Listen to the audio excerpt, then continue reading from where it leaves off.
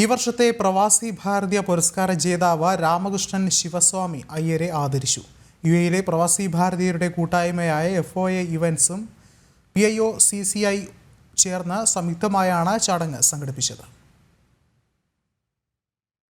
ഈ വർഷത്തെ പ്രവാസി ഭാരതീയ പുരസ്കാരം നേടിയ ഗൾഫിലെ ഏക മലയാളിയും ഷിപ്പിംഗ് രംഗത്തെ അധികായനുമായ രാമകൃഷ്ണ ശിവസ്വാമി അയ്യരെ പുരസ്കാര ലബ്ധിക്ക് ശേഷം ആദ്യമായി ആദരിക്കുന്ന ചടങ്ങാണ് ദുബായിൽ നടന്നത്. UAEയിലെ പ്രവാസി ഭാരതീയരുടെ കൂട്ടായ്മയായ FOA ഇവന്റ്സും PIOCCIയും സംയുക്തമായാണ് ഇന്ത്യ ക്ലബിൽ പരിപാടി സംഘടിപ്പിച്ചത്. ചടങ്ങിൽ കോൺസുൽ ജനറൽ സതീഷ് കുമാർ ശിവൻ മുഖ്യ അതിഥിയായിരുന്നു.